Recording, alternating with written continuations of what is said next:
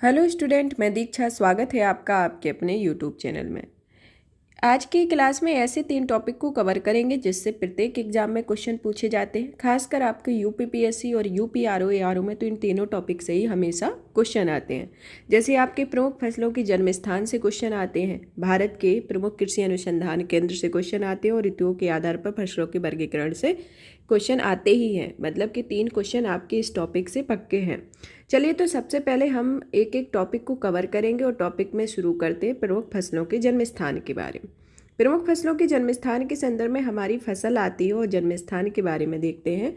तो आपका जो धान की फसल है वह भारत और इंडोनेशिया में इसका जन्म स्थान है।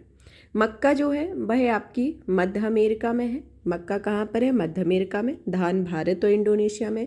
गेहूँ आपकी मध्य एशिया में है। तंबाकू का दक्षिणी अमेरिका में। इसके बाद आता है आपका रबड़। रबड़ में दक्षिण अमेरिका आता है, जहाँ पर खास तौर पर ब्राज़ील में। उड़द जो आता है वह भारत में इसका जन्म स्थान है। मसूर जो है वह चीन में। अमरूद का अमेरिका में। टमाटर का जो जन्म स्थान है वह मैक्सिको में। बाजरा का जन्म स्थान आपका अफ्रीका में है।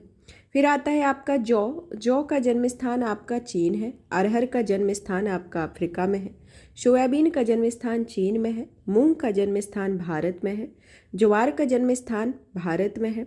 आपका चियाई का जन्म स्थान चीन में है। कहवा का ब्राज़ील में है। आलू का पेरू में है। गन्ना का भारत में है। तो भारत का जन्म स्थान कौन कौन सा है? पहला तो आपका गन्ना हुआ, दूसरा ज्वार है, तीसरा मूंग है, और भी अन्न आते हैं जैसे उड़द है, ये भारत में है, और भारत और इंडोनेशिया में मिला के आपका धान का है।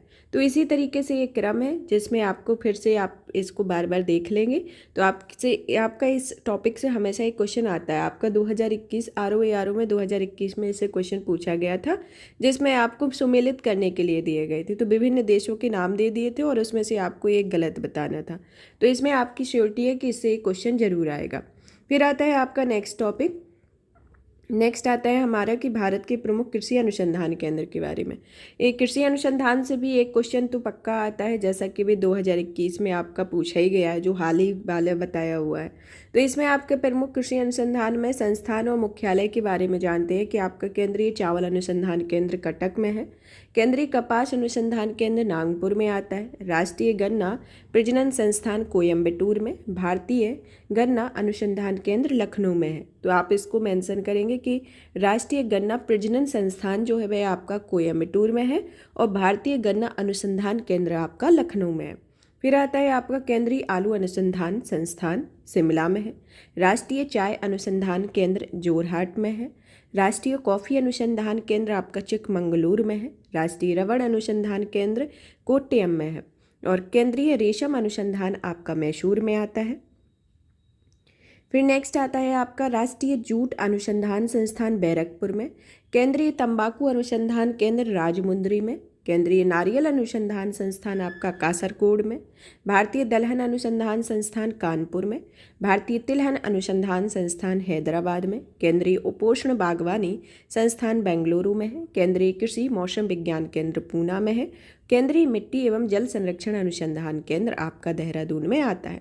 तो ये आपके प्रमुख कृषि अनुसंधान केंद्र हैं जिससे एक क्वेश्चन आने की संभावना है, क्योंकि ऐसे क्वेश्चन आते रहते हैं।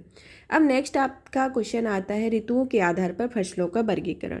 तो ऋतुओं के आधार पर भी फसलों के वर्गीकरण से एक क्वेश्चन पूछा जाता है कि रबी की फसल की कब कटाई होती है, कब बुआई होती है, या फिर फसलों को दे दिया जाता है तो ABCD के फॉर्म में देता है, तो बताना होता है कि रबी की फसल उपरोक्त में से कौन नहीं है। तो इस तरीके के क्वेश्चन आते हैं, तो इसमें आपको फसलों का वर्गीकरण आपको बता देते हैं। तो आपको याद कर लेना है कि रबी की फसलें कौन सी हैं, खरीफ की फसलें कौन सी हैं और जायद की फसलें कौन सी हैं। चलिए तो शुरू करते हैं। सबसे पहले आती है आपकी रबी की फसल। रबी की फसल में आपको बता दें कि इसकी जो बुआई होती है वह अक्टूबर और नवंबर में होती है और इसकी कटाई जो होती है मार्च और अप्रैल के महीने में होती है। और कब होती है इसकी बुआई? अक्टूबर नवंबर में इसकी बुआई होती है और मार्च अप्रैल में इसकी कटाई होती है। इसकी मुख्य फसल में आती है गेहूँ, जौ, चना, मटर, सरसों, आलू, राई, अलसी। कौन कौन सी? गेहूँ, जौ, चना, मटर, सरसों, आलू, राई, अलसी आदि, ये सभी रबी की फसल है। फिर नेक्स्ट आता है आपका खरीफ की फसल। खरीफ की फसल के अंतर्गत आपको बता दें कि इसकी जो बुआई होती है वह जून जुलाई में होती है, कटाई आपकी नवंबर दिसंबर में होती है। मुख्य फसल के अंतर्गत आती है आपकी धान, गन्ना, तिलहन, ज्वार, बाजरा, मक्का, अरहर, कपास, मूंगफली, मड़वा, तिल, सोयाबीन आदि। तो कौन कौन सी फसल है? धान हुआ आपका, गन्ना, तिलहन, ज्वार, बाजरा, मक्का, अरहर, कपास, मूंगफली, मड़वा, तिल, सोयाबीन आदि आती है। और इसकी बुआई आपकी जून जुलाई में, कटाई नवंबर दिसंबर में होती है। फिर तीसरी फसल आती है आपकी जायद फसल, जिसे गर्मा फसल भी कहा जाता है, जिसकी जो बुआई होती है वही आपकी मई और जून में होती है, कटाई आपकी जुलाई अगस्त के बीच होती है। जो मिड वाला टाइम होता है उस टाइम पे जायद फसल का बुआई होती है।